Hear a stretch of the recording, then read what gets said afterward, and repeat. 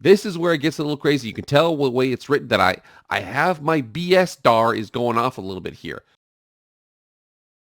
What is up, everyone? It is Jake with Master of Football back at it again. Happy Thursday. Thank you so much for being here. If you want to be up to date on everything college football, pro football, Madden, EA college football, NFL draft, anything related to American football, hit that red subscribe button. You will not be disappointed. Also, the like button too, and follow on Twitter/X. That fame is growing. Without further ado, let's get into the video. All right. We have one of the most pathetic CYA cover your butt situations in the history of college sports. But first, I'm going to give a little context about it here because I'm telling you right now, the NCAA is absolutely pathetic in multiple ways. They're completely inept. And I think that the entity itself, its future is in more flux than college football, than college basketball, and so on, because it doesn't really add anything. It doesn't really do much. No one's life is better. When they went through the situation, the NCAA showed up, and then it got better. That doesn't happen, okay? We're going to go through a situation really quickly here over at North Carolina, and we'll draw it up to the situation that I'm talking about right now, because the latest story is so pathetic. It's so very clearly a planted story in many ways that we just have to talk about it. Let's go. First thing we're going to do here is talk about our friend Devontae Walker. So for Devontae Walker, it says he's a North Carolina player right here. However, the stats that he had in 2022 were for the Kent State Golden Flashes. You come down here and check out what his game logs were. So the very first game, 4 catches, 56 yards against Washington is pretty good.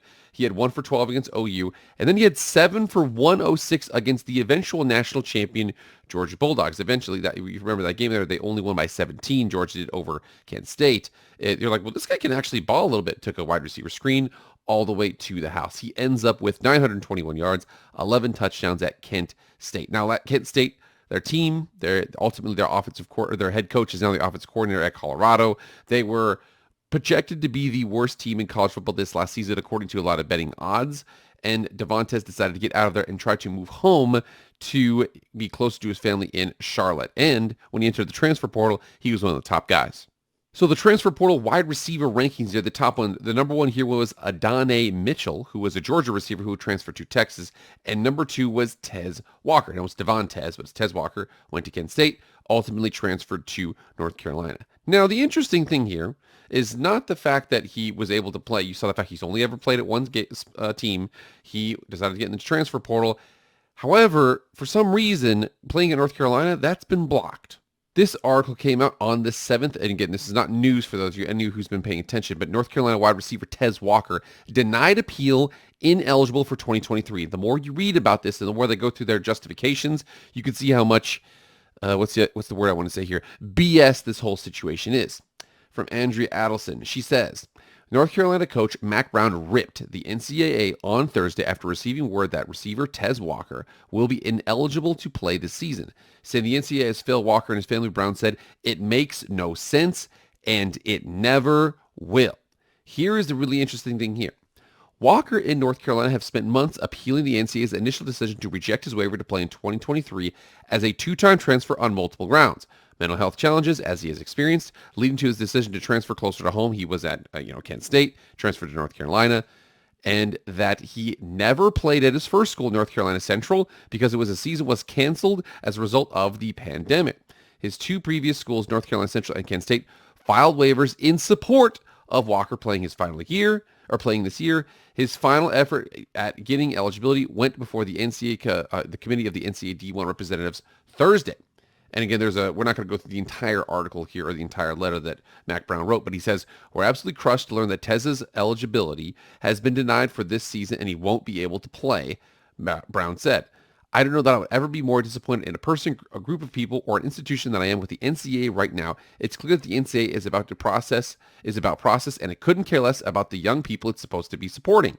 Plain and simple, the NCAA has failed Tez and his family, and have lost all faith in its ability to lead and govern our sport. North Carolina AD Bubba Cunningham said the NCAA, quote, on 8 different occasions had the opportunity to demonstrate it could make sound and reasonable decisions in the best interest of student athletes based on certain individual circumstances. Instead, the NCAA made a maddening, frustrating, and wrong decision for Tez, for college football, and for college athletics. And it said right here that on January 11th, the NCAA announced it would be cracking down on allowing waivers for two-time transfers 2 days after Walker began classes at North Carolina. The guidelines, which were unanimously approved by the D1 Council, state that, quote, multiple-time transfers who cannot demonstrate and adequately document a personal need for medical or safety reasons to depart the previous school are not eligible to compete immediately for their second undergraduate transfer. And again, it didn't... It mentioned there, again, that second transfer. He did not transfer. He's only played at one team, but they didn't care about that. That's something that what most people call nuance. They don't care about nuance. They just care about, oh, well, you saw two transfers were cracking down even after they let him go to a second school. Says here, Stephen Laporta, the chair of the NCAA Committee on Legislative Relief, said Thursday in a statement that the NCAA does not comment on specific cases. But he went on to say the NCAA takes student-athlete mental health and well-being seriously. Well, whatever. So Walker grew up in North Carolina and served as a primary caregiver for his grandmother while he was in high school. Quote, just to imagine that what it was like for Tez to be so excited to come home and have a chance to fulfill his childhood dream of playing for North Carolina in front of all of his family and friends, only to be taken away despite doing nothing wrong, Brown said in a statement. I can't begin to understand how this has happened. The decision makers at the NCAA and on the committees should be ashamed of themselves for doing this to a young man. Quote right here at the very bottom, Brown closed his statement in saying, shame on you, NCAA. Shame on you, all caps, like every single boomer does. So that's the setup for this whole situation. I want to make sure here, you can tell by this article that, all right, now I want to give credence here. I might be wrong, but my guess, my speculation, pure speculation here, I'm speculation zone. My pure speculation here is this was a planted story based on the way that it was written. Here's what I mean. Right here on September 12th from Angie Adelson again, says the NCAA received, quote, violent threats in the wake of denying Tez Walker eligibility. So the article goes on here, says the NCAA D1 board chair and vice chair said in a statement Tuesday that violent and possibly criminal threats have been directed at the committee members in the wake of a high-profile decision denying immediate eligibility for wide receiver Tez Walker.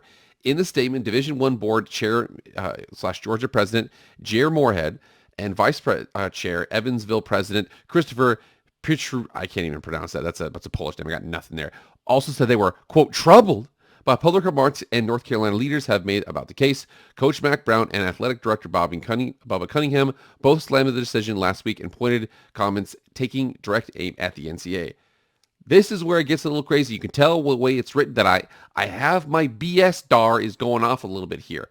Right here.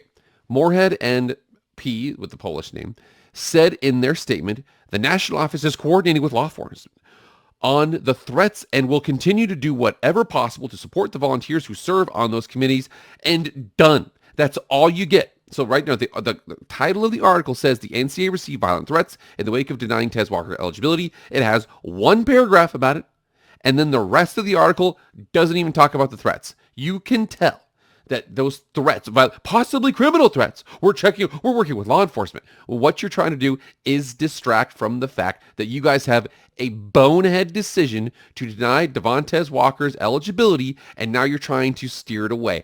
I want to go to somebody who I follow online. She's a great person to kind of follow from a politics perspective. She is a little bit of a partisan statement here, but she said something that is so true that I think that we need to bring it up in this instance right now.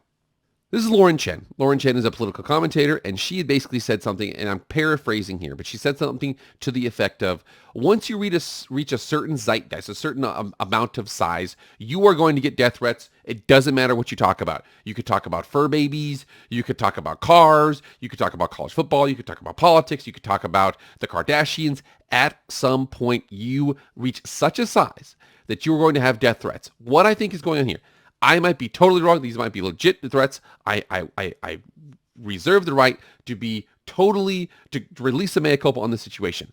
My best bet, they got one person who was like, you guys are stupid. They should walk into oncoming traffic. And they said, oh, this is a threat. We're going to write that as an article. We're going to release it to Andrea Adelson, and we're going to go ahead and go from there. What I think they're trying to do is divert attention because they are part of the NCAA, and the NCAA is freaking worthless, and they want heat off their back. So they take a small little quote, and they expand it out to show, oh my gosh, we've got potentially criminal threats coming our way. No, the story is you guys suck, and people freak out. Now, people freak out once you reach a certain amount of size. You're going to get some dummies. I don't deny it. I hope you're all safe. I hope nobody gets hurt. But if we're being honest here, my best guess, that article on September 12th by Andrea Adelson is released based on some information they're not going to release to us because they know they're trying to get the heat off their back because they suck at their job. And I'm so proud of Mac Brown for addressing this. I am not going to apologize, he says. He addresses the Tez Walker criticism. He does not care. I'm so glad about this. I don't care that you can tell that, again, I hope that nobody gets hurt. I don't want anything. That's stupid. And I think that any death threats are really dumb. But I do think that you can tell that that article was incredibly sparse with any evidence or credence to the fact that they were given that. It basically had like a couple lines, 1 or 2 lines, and then the rest of it was talking about the situation. Whether or not they're legitimate threats or not, again, I hope not. But my best guess is they took a molehill, made a mountain out of it because they suck at what they do, and they're trying to distract from the fact that they suck at what they do. Now, one thing I want to talk about here, because again, and you guys have followed my channel for some time, you've seen that there's always this talk about power 2 breakaway, top power 2 breakaway. The Big Ten keeps on adding teams. The SEC keeps on adding teams. They're going to break away. They're going to break away with the NCAA, blah, blah, blah. Whatever the situation is, I want to make sure I go over this. This article is called "The NCAA Never Had Control." It basically shows the fact that the NCAA has been kind of pathetic for the last couple of years. It talked about how North Carolina had a bunch of for their degree mill where they had all of these classes where people would just show up and they get it. It was African American studies. A bunch of basketball players and football players would show up. All they had to do was like sign their name and they got a degree. They had no punishment to them. Something like this denied eligibility because of somebody who's only ever played at one school. Oh, but he transferred from 2 because we're cracking. Shut up. You guys are a bunch of idiots. But a bottom quote down here. This is in 2017. This is really important because I do think that a power 2 breakaway, not so much would be good for, it would be terrible for football because it would take away from a ton of revenue because it would take that 12-team playoff and drastically narrow it down. But very interesting here. Look at that very last line here. It says, this is 2017, until college athletics undergoes either an overhaul, quote, or a mass exodus, the NCAA will continue to do more harm than good for those it claims to be serving. Devontae Walker is example number 1. And this right here from Mark Daniels, it quotes the fact that SEC Big Ten breakaway for who? 10 schools. Basically what it's saying is that, think about this right now, the Big Ten is irrelevant for the national championship scene. There's 3 or 4 teams in it that are. Penn State, maybe. Michigan, USC, Notre Dame, and then USC. UCLA is irrelevant. Indiana is irrelevant. Wisconsin's irrelevant. Minnesota's irrelevant. Northwestern's irrelevant. Purdue's irrelevant. Rutgers is irrelevant. Maryland's irrelevant. They're all irrelevant to the national championship scene. But the threat that the Big Ten and the SEC could just say, hey, we're going to work with each other. Screw you, NCAA. We're going to leave. Could that potentially improve relations going forward or create a new governing structure for college football? I think it possibly could. Remember here, they were to break away. The NCAA loses a ton of revenue because of their ineptitude, because of decisions like this. So, could that threat be used? First of all, think about this. The money of a 12-team playoff with all those different conferences and all those different teams, even the G5, would, if you combine the SEC and the Big Ten, it would destroy the playoff. It would absolutely destroy the playoff.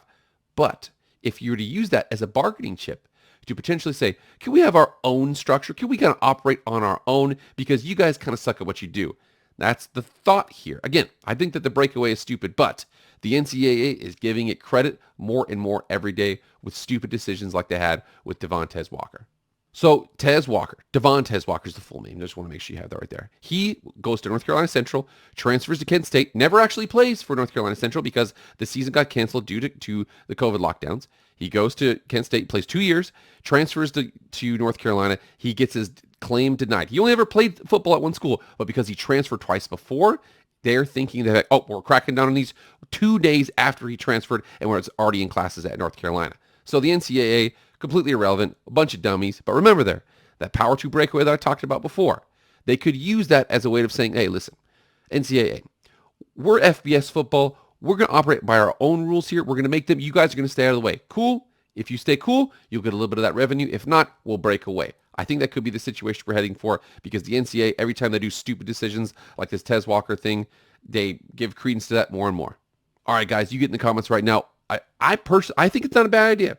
Do you think the NCAA, or not necessarily the NCAA, do you think that the Big Ten and the SEC breakaway, so to say, which would actually cost them money, do you think the threat of that could get some sort of new governorship in college football, especially FBS football? I think that those need to be operated, they need to be governed differently than women's volleyball. I'm sorry, not sorry. I absolutely believe that. What do you guys think about that whole situation? Get in the comments and let me know.